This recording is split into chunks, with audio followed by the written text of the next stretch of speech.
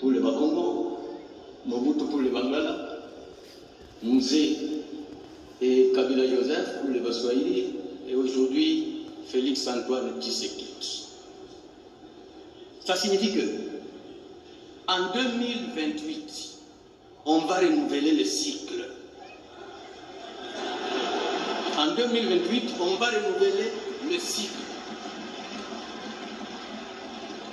Alors, en ce moment-là, il y aura un tribunal du peuple qui s'est comporté de quelle manière quand il était au pouvoir. Et c'est le meilleur qui va gagner. Honorable Président,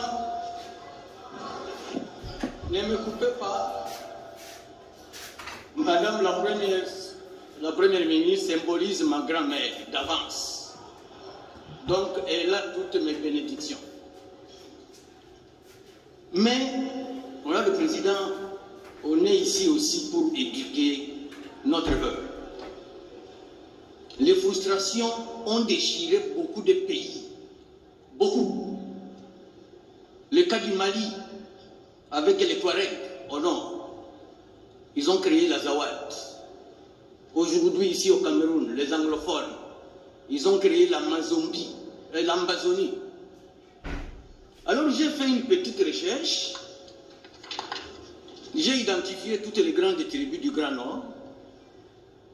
Les Mongo, les Mbouza, les Ngwaka, les Bangala. Je trouve que tous sont représentés dans ce gouvernement. Tous. Ils sont là.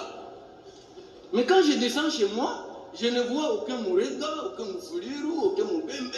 Je me pose la question, qu'est-ce que nous faisons encore partie de ce pays? Je crois que mon message est passé. Mais il y a quelqu'un dans la salle qui m'a apaisé. C'est pourquoi j'ai mis un peu d'eau. Sinon j'allais exploser. Alors, je voudrais parler du programme du gouvernement.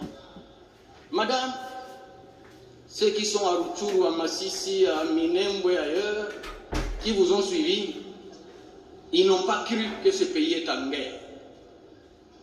Parce que si on ne parle pas du Rwanda ici, on ne parle pas de Kagame ici, c'est que nous avons un seul œil. Mais si on en a deux, c'est la première solution à résoudre. Mettre fin à la guerre, la gagner et au besoin fermer les frontières avec ce pays.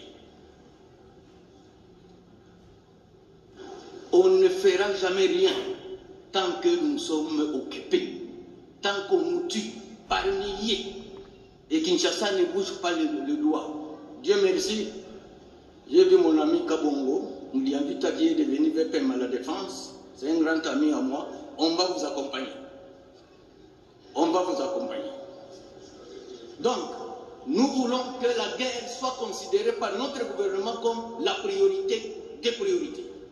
La sécurisation du territoire national. Nous voulons que les militaires au front aient un traitement spécial. Sans motivation, ils ne feront pas de guerre. Où est l'argent du cobalt? Où est l'argent du cuivre?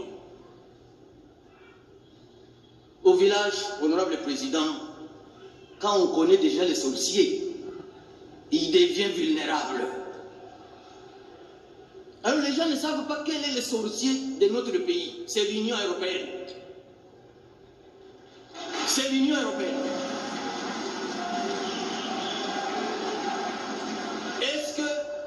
Est-ce que l'Équateur peut signer un contrat avec une organisation pour le cobalt ou le cuivre? L'Équateur a du cuivre? C'est dans le programme. Je vais y aller, président. Je dis qu'un peu, c'est ça mon rôle aussi. Donc l'Équateur ne peut pas signer un contrat du cuivre ou du cobalt. Le Kivu ne peut pas signer un contrat pour le caoutchouc. Comment l'Union européenne signe avec le Rwanda, qui ne produit que le café et le thé pour l'exploitation des minéraux? Et nous nous taisons comme si c'était un fait banal, anodin.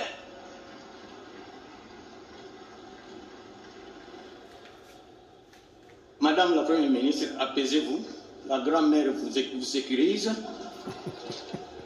Mais je voulais dire que nous devons quand même prendre certaines mesures draconiennes contre le Rwanda. Moi, je suis sous sanction de l'Union européenne. Moi, j'ai pris ça comme un acte d'héroïsme. Ce n'est pas un handicap. Nous avons le deuxième port de notre pays. C'est chez moi à Ouvira, à Kalundu. Les Kenyans qui nous ont envoyé des militaires, qui sont même dans le M23, on devait couper ce pont-là. On devait se rattacher à l'océan Indien à partir de Dar es Salaam. Et je voudrais, quand vous allez nous répondre, pourquoi nous faisons les beaux yeux au Rwanda et à l'Union européenne? Ce n'est pas en flattant l'ennemi.